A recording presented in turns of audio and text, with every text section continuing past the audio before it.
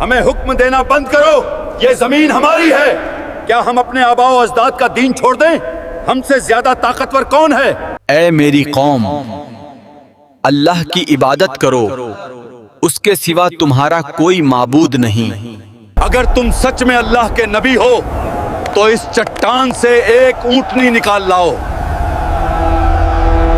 اچانک زمین کانپی، چٹان پھٹی اور اللہ کی نشانی ظاہر ہو گئی۔ یہ اللہ کی اونٹنی ہے، اسے نقصان مت پہنچانا، یہ تمہارے لیے ایک آزمائش ہے۔ ہم کسی معجزے کو نہیں مانتے۔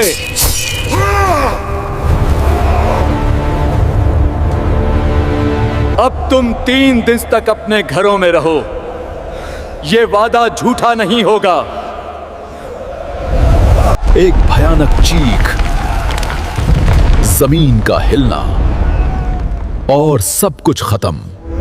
وہی پہاڑ، وہی گھر، مگر اب صرف خاموشی۔ ان عذاب یافتہ قوموں کے گھروں میں روتے ہوئے داخل ہونا، کہیں تم پر بھی وہی عذاب نہ آ جائے۔ جزیرہ عرب کا شمالی علاقہ وادی حجر، یہ وہی سرزمین تھی جہاں قوم عاد کی تباہی کے بعد a new, even more powerful civilization emerged.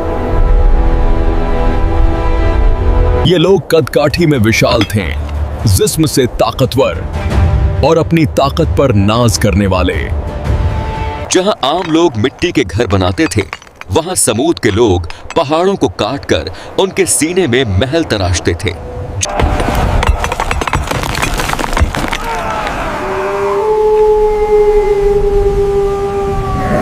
گرمیوں کے لیے ٹھنڈے محل اور سردیوں کے لیے سرکشت قلعے۔ یہ لوگ صرف رہنے کی جگہ نہیں، طاقت کی نشانی بناتے تھے۔ ان کے پاس ہریالی تھی، باغ تھے، چشمے بہتے تھے اور مویشیوں کی بھرمار تھی۔ لیکن جیسے جیسے دولت بڑھی، روحانیت ختم ہوتی چلی گئی۔ یہ لوگ اللہ کو بھول گئے اور پتھروں کے بنائے ہوئے بتوں کے سامنے جھکنے لگے۔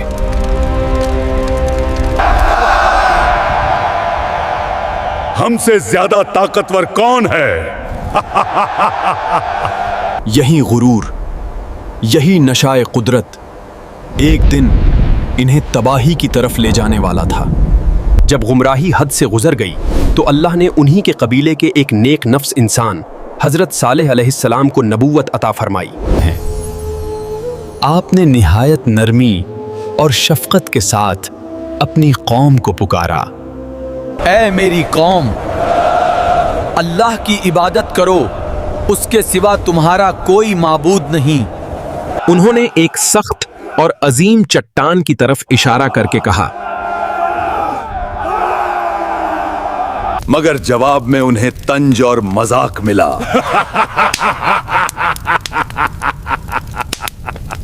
سرداروں نے کہا، صالح، ہمیں تم سے بڑی امیدیں تھیں، مگر تم تو ہمیں ہمارے باپ دادوں کے راستے سے روکنے لگے۔ جب دلیلوں سے بات نہ بنی تو قوم نے ایک ناممکن مطالبہ کیا۔ انہوں نے ایک سخت اور عظیم چٹان کی طرف اشارہ کر کے کہا، اگر تم سچے ہو تو اس بے جان پتھر سے ایک ایسی اونٹنی نکالو جو دیکھنے میں بے مثال ہو اور حاملہ ہو۔ حضرت صالح علیہ السلام نے بارگاہ الہی میں دعا کی۔ اچانک زمین لرزی، پہاڑ کا سینہ پھٹا اور ایک عظیم الجثہ اونٹنی باہر نکل آئی۔ پورے علاقے میں سناٹا چھا گیا۔ کچھ لوگ ایمان لائے، مگر اکثریت کے دلوں میں حسد کی آگ بھڑک اٹھی۔ دیکھو، یہ اللہ کی نشانی ہے، اسے تکلیف نہ پہنچانا ورنہ عذاب تمہیں آ گھیرے گا۔ ایک دن وادی کا سارا پانی اونٹنی پیتی اور اگلے دن پوری قوم۔ جس دن اونٹنی پانی پیتی، بدلے میں اتنا دودھ دیتی کہ پوری وادی اپنے برتن بھر لیتی، مگر تکبر اور سرکشی نے उन्हें चैन से बैठने न दिया। कोदार बिन सालिफ और उसके बदबख्त साथियों ने एक साजिश रची।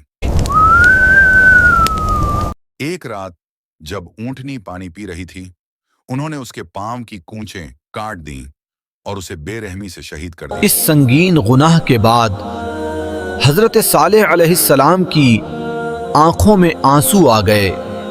अब सिर्फ 3 दिन अपने घरों में रह लो। ये वो वादा है जो झूठा नहीं होगा। पहला दिन कौम के चेहरे जर्द पड़ गए, जैसे मौत का खौफ हर सांस में उतर गया हो। The first day, the faces of the nation turned pale. दूसरा दिन सबके चेहरे सुर्ख हो गए। तीसरा दिन चेहरे सियाह हो गए। तीसरा दिन चेहरे सियाह हो गए।